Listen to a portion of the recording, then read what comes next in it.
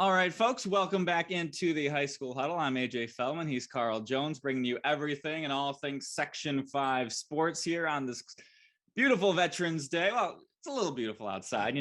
We're still hanging out to the fall weather decently enough. I think this weekend's going to be a different story, but great weekend for high school sports coming up. And exciting news, potentially you are listening to us on Spotify right now. We are on Spotify, making it very convenient for you to listen to the High School Huddle. Just follow, subscribe. I don't know exactly what they call it on Spotify, but just listen to our show. We appreciate it very much. So we're on rochesterfirst.com with the full video immersive experience. You get your audio on Spotify. You listen to it on your drive to work. You listen to it when you're working out. Anything you want to do, you can listen to us on the go. So, Carl, we have got a great week of action coming up for us. We are here for the sectional finals for football, all classes getting going, championship weekend. We got Friday, we have the Class D championships, we have the A crossover game between the A1 champs, the A2 champs. That was a great week of action. We'll get to it. And then Saturday, we got everything else going on. So let's get right into the action. Starting off with what we saw last weekend, the Class A championships. I was at both of those games. Carl's seen these teams all season long. We had UPrep taking down the top-seeded unbeaten Brighton with a convincing, dominating second half performance. They won 40-8. It was 8-8 at halftime. UPrep racks off 32 straight points. They bust out the curveball. Todd Gillum Jr. scoring 32 unanswered points. They busted out the Wildcat. It was misdirection. It was Mark McClary. It was Todd Gillum Jr. It was a suffocating defense. Got a couple interceptions there. Just a dominant performance. Carl, you got the chance to go out to UPrep earlier this week, talk to them about their big win.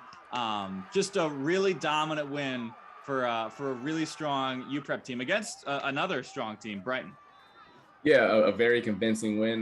Because obviously I was at a different game and just seeing the text messages from you, I'm like, wait, really? Like, I'm not surprised in, I guess, the result, but I'm surprised in the fashion that it happened, I guess you can say. And they were a confident bunch, and they still are a confident bunch, and I think that'll bode well for them going forward. Obviously, they have a bowl of talent, obviously, with the names that you've named and a bunch of others that you didn't list, obviously. But they're a confident bunch, and it showed Friday night, and hopefully that'll help them out in their upcoming game. Yeah, when you got a guy like Rakim Shanir, running back, who really doesn't do anything in that second half. Brighton was really keying in on him. They went with the Wildcats, really kind of carved up the Bruins defense. You got Sherrod Watkins at offensive guard, making big time plays, causing disruption on defense. And the Brighton offense just could not get anything going in that second half. They were shutting down Taj Jackson in the run game. They weren't letting Brendan Klasgens do much of anything in the running game. And the passing game just couldn't find its footing on the cold Friday nights. UPrep really just made them one-dimensional, and just Brighton it just started snowballing, and they just really could not get anything going. And then UPrep will be taking on, in the Class A crossover game, Canandaigua, who proved once and for all that they are certainly the class of A2. We'll see if they're the class of Class A, with a 41-14 win over Spencerport. It was the typical Canandaigua fashion. Brian Boldrin throwing touchdowns, big plays, Ryan Gavette, Jackson Grant, Eric Platt, and they just have so many guys that can beat you. And, Spencerport, they give them, a decent run for their money in the first half, but just clearly Canandaigua was at a whole nother level. And, Carl, we were talking about this before in this Class A championship game. Spencerport, I would say they knew they were the underdogs when they took on Canandaigua. They're doing underdog things. They were walking up to the line slowly. The Spencerport offense is always on the ground, but they try and carve up the clock. They try and shorten the game as much as they can. They start with an onside kick in the regular season matchup. They do things that an underdog needs to do to pull off a win. When UPrep plays Canandaigua, they're not going to have that mindset at all. Certainly they're going to respect the heck out of Canandaigua, but they're going to walk into that game thinking that we're the best. We're sectional champs too. You're going to have to beat us just as much as we're going to have to beat you, basically. And I think that's going to really help them taking on a team from Canandaigua that has looked just so dominant all season long. Well, I agree wholeheartedly. Obviously, the proof is in the pudding when it comes to Canandaigua. It doesn't matter how how it gets done. They find a way to not just beat you, but beat you pretty handily. But talking to UPrep earlier this week, as you talked about a little earlier, they don't care, and it's not like in a disrespectful way, but they're of the belief where you're good, and they know that Canandaigua is a formidable opponent, and they're undefeated, and they deserve all of the hype and all the credit that they're getting. But they also feel as if we're good too. And I talked to Sherrod Watkins a little bit, and then talked to him about the earlier loss in the year to Brighton. He said, "Well, in our eyes, it was a fluke, so it really didn't, weigh on us too much. It didn't affect us too much in that capacity. So the rest of the year, we were out to prove that wasn't us. And obviously, they dealt with something bigger in that game, losing Jordan Jackson. So who knows if the emotions could have dealt with that game. But they're a confident bunch, and it shows in their play. They're not just saying this off the field to me and to other people. They're confident on the field and how they play. So obviously, confidence can only take you but so far. You got to go out there and still play the darn game. And a team like Canandaigua is a team that you're going to have to, give it your all. But, when it comes to the mind games and feeling like you don't belong on the field, UPrep is not going to have any of that. And you also have to play into effect, UPrep has some really talented players. Like we mentioned, Sherrod Watkins, he might be the best player on that field, the most dominant player for sure. Canandaigua, they have so many different weapons, but nobody, it's a compliment to everybody that they can have so many different weapons. But, Sherrod Watkins is the type of guy who can take over a game from both sides of the ball. And Canandaigua, they haven't played a close game really since, the 2019 season. Last spring, they really never got tested too much. Spencerport played them a little bit tough. East as well, played them a little bit tough, but nothing too crazy.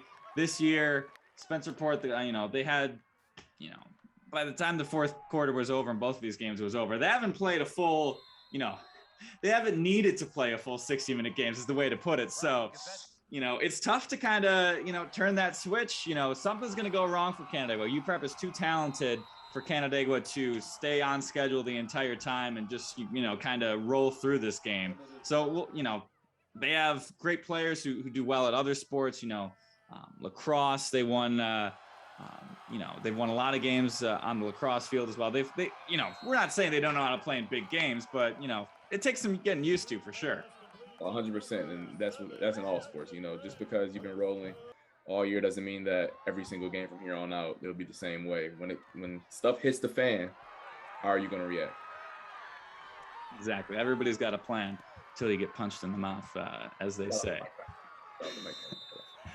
All right. So moving on to later, at the same time, that'll be the Class D championship game. You've got Oakfield, Alabama, Alba taking on Ava. When these two teams played in the regular season, it was a 24-7 game with OAE taking down Avon. Avon was at home. They were the favorites. They were getting all the state rankings.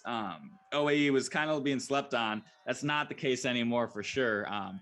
OAE, they've last year was Ty Mott getting it done in the run game. This year it's Gage Armbruster. They've got a strong, talented attack there. And it's going to be interesting to see if Avon can score enough to keep up with them. OAE, they, against that OAE game, obviously, it was 24-7 with the loss. Last week against Alexander in the semis, just a 13-7 win. So in some of these tight games, Alexander previously in the year, 12-10. In some of these previous, games against these top opponents in Class D, they've had some struggle putting up some points where, you need to see if the offense can take them to a championship game against a really talented OAE squad. Yeah, 100%. And I think the thing that sticks out to me with OAE is, as you alluded to a little bit earlier, their offense is explosive. 49 points a game is just ridiculous. I don't care like what level of competition that you're playing against. 7 touchdowns in a game is absurd. So you're gonna have to match that energy, and because you're not gonna like completely shut that down, right? You're gonna have to find a way to match that energy and pick your spots and be able to compete with that. But another thing about OAE that kind of stands out to me, they're also a very opportunistic bunch when it comes on the defensive side of the ball. 3 takeaways a game that they're averaging on the year is once again an absurd statistic, and that's giving their that explosive offense more opportunities to go down the field and score. So I just feel as if Avon is going to have to, rely on their defense and rely on their own ways to be opportunistic and find ways to get the ball back, because OAE, as they've shown all year, they're a bunch that's not to be messed with. OAE 8-man champs in 2018 and 19. So, they have some recent championship pedigree. Now trying to do it at Class D. Should be a good game for sure. Saturday, our main events, ton of great games, none bigger than AA McQuaid Aquinas. This is the third time in the last 4 years they've met in the sectional championship game. McQuaid has won two sectional championships the last 2 years. In the regular season game, well talked about. It was the lightning, it was the rain. Well, actually, it wasn't a ton of rain that day. It was just basically lightning, at least from where we were at St. John Fisher College. This game will be played Saturday night at 7 o'clock out in Hilton, where McQuaid was winning. McQuaid won the regular season game 22-21. We expect nothing different from this game. I think the biggest takeaway when I saw these two teams play in the regular season is that Aquinas, we thought we knew McQuaid was good. We thought maybe, a 2-touchdown game, something like that. But Aquinas, I thought they just did a really good job of controlling the line of scrimmage. They've got some big offensive linemen. They can control the line of scrimmage pretty well. And, that's the great equalizer in high school football and, football at all levels. If you can control the line of scrimmage, it makes your life a whole lot better on both sides of the ball. You can certainly ask Bills fans about that one. But yeah, I mean, Aquinas, they've struggled at times this year, but typically it's been when they don't have Will Benjamin in the lineup. And Carl, you were at their semifinal win against Pittsford, a game that we thought would be a lot closer than it was, in large part due to Will Benjamin just tearing it up out there. Yeah, and I love what you talk about giving the big guys some love, because football, as once again, I think anybody in Western New York can kind of realize this now, it's all about the trenches. Yeah, I know that, like Will Benjamin and Majay Giddens and all of McQuaid's litany of stars, they matter and they're very important. But the trenches, this time of year especially, when you know what the opposing team is going to do, you've seen their plays, you've watched 12 games of film, so you can expect certain things that are going to come. But what you can't duplicate is the line of scrimmage. There's just nothing that you can just say, hey, I know that guy's big, so let's find a way to scheme around it. Like, no, like if that left guard, that center, that right guard, if they're just that dominant in how they execute their technique, there's not much you can do about it. So I wasn't at the previous game, but I've seen both teams, and both teams are very impressive up front. So I think whatever side of the ball up front is able to dominate and impose their will, I think that's going to be the team that's going to get the edge. And obviously, as we've talked about in previous episodes, also you're going to need your stars to be stars. So is it going to be Will Benjamin, Majay Giddens, or once again the 5 or 6 guys from McQuaid? Is going to be very interesting. And another thing to note in this game, both starting quarterbacks, first-time starting quarterbacks, they've both played well all throughout the season. But for Johnny Mahar over on the McQuaid sideline, Michael White for Aquinas, both have had really great seasons. Things get a little bit different in the playoffs. Certainly they had their first exposure to this big-time game. You get a rivalry matchup, packed crowd at St. John Fisher, a 1-point game coming down to the wire. That's really good practice for what they're going to get this time around in the playoffs. So, certainly. And that 22-21 game, another game where the extra points matter. The year of the extra point continued in that one. We'll see if it comes around this time around. Also Saturday night, Class B championship. It'll be a rematch of a great game in the regular season the caller was out at, HFL versus Batavia. In that game, Batavia jumping out to a pretty good lead. HFL crawling their way back in there. Once again, another year of the extra point type of game where it was HFL winning 27-26. Carl, you were at this game. You've seen both of these teams before. Just what are you kind of expecting from this championship game here? Similar to the Class AA championship, I expect another thriller. I expect another game where it's going to come down to the wire, and maybe, extra points are going to matter in this one as well as they did in the first matchup. But once again, there's a bunch of guys on both teams that matter and that make plays. I mean, you go on HFL, you got Brody Young, Zach Meacham. They're a duo that's been tough to stop this year. And then for Batavia, you got Aiden Anderson, you got Jesse Reinhardt back at quarterback. There's just a bunch of guys that can make plays. And in the first game, Batavia jumped out to an early lead and hit HFL in the mouth at home. Big crowd, great environment, as I've alluded to several times on this pod. but HFL did not back down. They found a way to rally, come back, and succeed and find a way. And what I found interesting from that game is it's a small detail, but when you're the opposing sideline over there and the way the Batavia Stadium is set up, there's nothing over there. Like, there's no fans behind you. Like, there's woods behind you. You're just over there by yourself. So there's no, like, it's just y'all over there, and you got to just talk your way to come into that game to not give up in no way, shape, or form. And I was impressed. But once again, I don't think Batavia is going to come into this game scared whatsoever. So I'm interested, and I can't wait to see the result of this one. Moving on to Class C, it's going to be Bath Haverling as the 3rd seed, one of our rare, I think it actually might be the only non-1 or 2 seed to make the championship game, as I briefly kind of look over my notes. Yeah, this is the only game where we have any sort of an upset on their way to the playoffs. It was last week. Carl, you were at that game, Bath Haverling taking down it was Leroy, right? I'm blanking there. The Oaken Knights. They'll be taking on East Rochester Gananda at 10-0.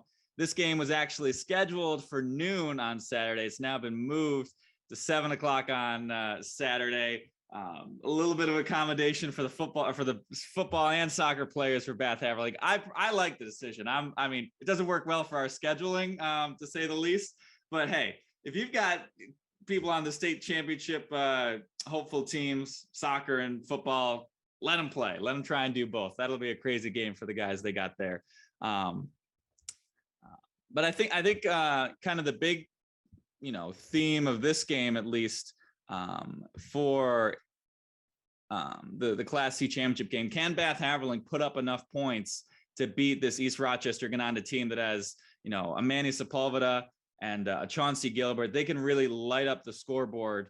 And, Bath Haverling, they've kind of struggled to score some points in these close games, 14-7 in that semifinal win. They have not played East Rochester Gananda. They did not play in the regular season. They lost to Livonia in the regular season. Bath Haverling did. So it'll be interesting to see if they can put up the points. Carl, you just saw Bath Haverling. And obviously you've seen East Rochester Gananda all year long. What do you have to say on this matchup? Well, for Haverling, the 2 touchdowns that they scored last week against Leroy were explosive plays. And it was about an 80-yard play action touchdown that Justin Yale threw. And then the next, about 2 drives later, he threw another play action bomb. So, I mean, if that's the recipe for success for them, then they have to do that, because they're going to, like you said, they're going to have to match East Rochester's energy, because East Rochester, they have the guys who've been battle tested this year. I may add, because they haven't just dominated their way through every single game. There's been games that have been close, and they relied on those star guys like Gilbert, like Sepulveda, like Carter Lathrop at quarterback. That helped them to, all right, let's put the foot on the gas. Let's get this over with. So I'm interested in that regard. Can Haverling find a way to, dial up a couple explosive plays and keep them within this one, because they kind of struggled to methodically move the ball down the field against Leroy. So they have to find a way to either A, do that, or hit on those explosive plays. Yeah. East Rochester Gananda against Leroy in the regular season, 18-6. So not like they're putting up, 40 on him, but I think I'm really got my eyes on Manny Sepulveda in this game. He's just such a great dynamic threat. It's not too often you get such a high caliber receiver at the Class C level, but he can take over games. I've seen him a couple times in person. He likes to smack talk his DBs. He's a real exciting guy there on the field. I'm really excited to see what kind of a championship game performance he can put on in Class C. And then 8-man football, the Red Jacket division, as we've been saying all year long. They have not played a close game. Will Frusberg give them a run for their money? They did not meet in the regular season. But we expect this to be a Red Jacket big game. We will see if Frusberg can prove us wrong, is basically what we're saying. Yeah. I mean, we talked about it all year. Red Jacket has the guys, and they've gone out there and performed every weekend. especially a game, an 8-man championship that'll be played at Calmum on the turf. these 8-man games, usually, you know, on grass fields, might turn into a bit of a track meet for Red Jacket there. That's a big advantage. I did not know that, and wow, they're an explosive bunch, and putting them on track. I mean, putting them on a turf turns that into a track, like you said. Yeah, you know, we talked about the 8-man before. It's a lot of get your guys out in space. You know, there's not a lot of bodies out there. If you can make one man miss, oftentimes they're gone. The Red Jacket has done that often this season. So we will have all those recaps and highlights for you on Football Frenzy this weekend. Moving on to some other sports around the area. I think the big one, kind of maybe what could be one of the biggest matches of the year, the most exciting matches of the year. We'll have all sports all season long. Carl, you were at that one. Victor Penfield and girls volleyball, the top 2 teams in the state. This one essentially could have been the state championship game. We'll see, you know, what happens to Victor on the way, but Victor coming up with the win, 3-2, rallying back. They were down 24-21 in set 5. Penfield 1 point away from winning. Victor says, "Nuh-uh, not on our watch. We're not giving up this crown that easily." And the Blue Devils come up with an amazing victory on Saturday. That was, like you said, if there's an ESPYs at the end of the year, that's definitely a top 5 or top 3 game of the year. I mean, it was everything that you wanted in that game. It was, you know, star power on both sides, Nicole Bell for Penfield, and the Emma Worksmeister show for Victor. But I think the big takeaway that I had from that game, and I was behind, filming from behind Victor. After the game, I realized they had 12 seniors. Penfield only had 2, and it was so apparent in those last 10 or so points, because at no point did Victor at least appear. They could have been shivering inside and could have been terrified inside, but at no point did they show or express fear, doubt that, you know, this game, like this title's over with. Because I mean, let's be frank, you're 1 point away. I have to get the next 4 just to get a chance. And nobody on that team folded or cowered in fear whatsoever. And I think that goes to show you that the 12 seniors that they had on that team, they're experienced, they've been there before, and the moment wasn't too big for them. They've been in a lot of situations, and they say, you know what, let's get our crown back. And they went on to just flat out dominate the next 7-8 points or whatever, and just a huge win for them. And Penfield only has 2 seniors, so I'm sure they'll be back. But man, that was a great game, and I encourage everyone to go check the highlights for that one, because that was just a game to watch. Yeah, and you bring up a good point with the 12 seniors, because when you're on, you know, the other team has match point, it's so tough to kind of, you know, get restrictive, like, you know, go up for your hit, be like, you know, I think I've got this, you know, this kill ready, but I got to make sure this stays in. I got to make sure, you know, we don't lose the point as it turns in terms of going out and winning the point. And like you said, Emma Workmeister, you know, big time players come up in big time moments. You know, I raved last year, you know, even as she was a junior, about how she took over that match. Carl, you were saying similar things about what she did this time around. Oh my man, I want to say it was the 3rd set that they won. I kid you not. If they won, obviously you need 25 points to win. I guarantee you she had at least 18 of the points. Like, it was just ridiculous. It was just like, you know what? We're just going to set everything to her, and she's just going to find a way. She's going to find a way. And so that was just impressive on her part. Yeah, she ended up the match with 32 kills, tournament MVP, of course.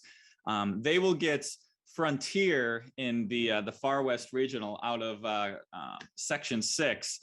In the latest state rankings, which came out October 24th from the New York Volleyball Coaches Association, Frontier, an honorable mention.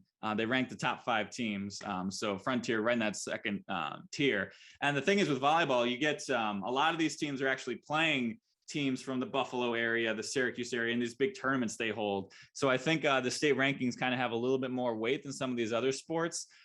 So we will see, you know, Victor Penfield were 1-2. We will see if Victor gets tested as much as they did against Penfield, because Penfield's the only team to beat them all year. And in all these tournaments, they've been undefeated other than that. So we'll see, you if they can kind of run the table here and make their way to a state championship game. And the other sectional championship games, it was Churchville-Chili sweeping Irondequoit in a repeat performance for Churchville-Chili. They won their first ever sectional title last year. Take care of business in convincing fashion over Irondequoit in Class A. In Class B, it was Wayne, the top seed, beating HFL. That match was a really weird one. I was only there for the end of set 3 and all of set 4 for that one. But HFL, they won the first one. Wayne was up something ridiculous. I'm trying to pull it up right now real quickly. But HFL came storming all the way back, and they almost did the same thing in that fourth set where Wayne was, kind of in cruise control, but HFL, grinded their way back in that one. So props for Wayne for not for being able to be resilient after losing those big leads. In that first set, Wayne was up 23-12. HFL rallies to win 23-12 to a loss in the first set. That can do a lot to rally your psyche, but props to the Wayne Eagles for not folding down on that one. So in the Far West Regionals, it's going to be Churchville-Chili taking on Niagara Wheatfield in Class A. And then in the Class B Far West Regionals on Saturday, it's going to be Wayne taking on, it hasn't updated on the Section 5 website. So it looks like maybe they still have to play that sub-regional game or crossover game, but certainly we'll have our eyes on the girls volleyball action. You have anything you want to say about the Churchville-Chili show you saw on Saturday? Once again, the crowd, the atmosphere for them, they travel. I think it once again played a huge part in the result of that game. It was just how dominant they were. I think that's just the theme of the whole sectional split. They never went to a fifth set this entire sectional. They swept. They didn't sweep, but they convincingly beat Sutherland, the 1 seed, and then swept Irondequoit, taking the season series 2-1 in that one. They just impressed me as the 5th seed going in this tournament and just flat out dominating. So shout out to the Churchville-Chili girls volleyball team.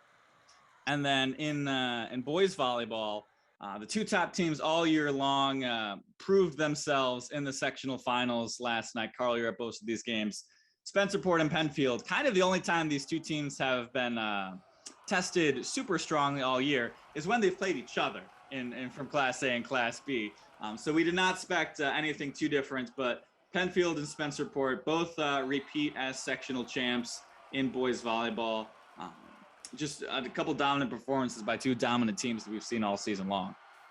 Very dominant. Once again, Spencerport especially, I think they won the first 2 sets, 25-15, 25-16. It was just one of those performances where, all right, we're the champs. Let's go in here and show you that you don't belong on the floor with us. So that was just a great performance by them. And then also Penfield did the same thing. So it was great action to watch, and shout out to both teams for getting the job done. Yeah, I've seen Spencerport a couple times this year, and I was at their sectional title game last year. They do have they kind of play with their food a little bit at times, but they have the great ability to just when it gets 2020 or 2019, whatever it is, they find a way to get those final points every time I've seen them play. So shout out to the Rangers and the Patriots. They'll both have chances this time around to make deep state tournament runs. Speaking of which, we are at sectional or state semifinals for boys and girls soccer.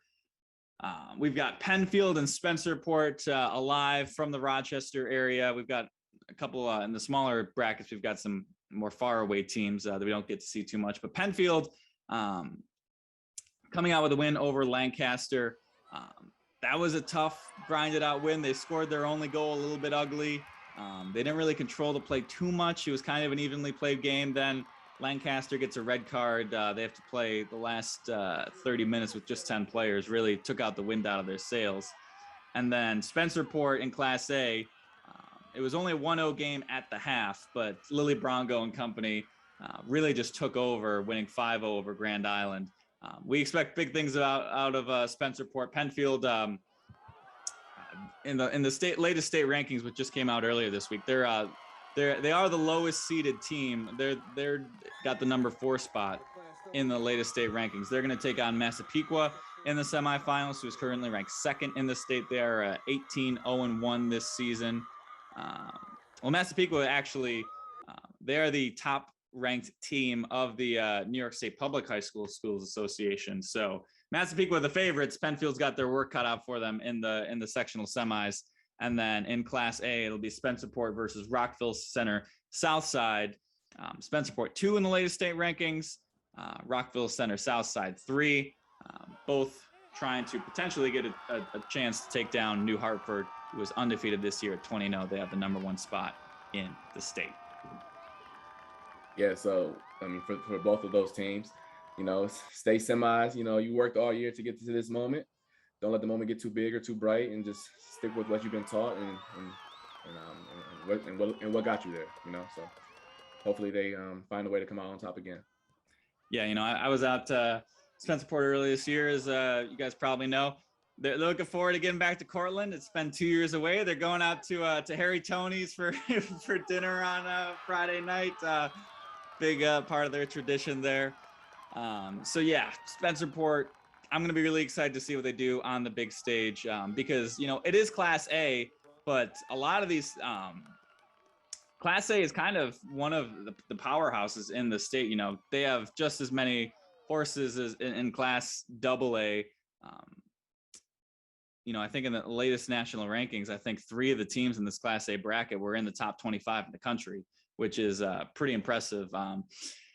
So I think this is going to be a great state tournament for girls soccer. And then for boys soccer, we've got Hilton in the Class AA semifinals. They're 3rd ranked so far. Carl, you've seen Hilton play a couple times.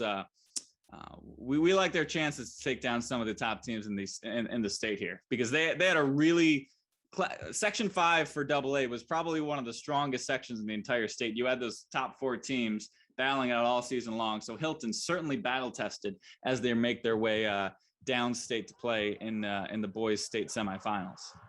Yep, they're battle tested. They have a strong defense, but at the end of the day, they got Cody Cavuto.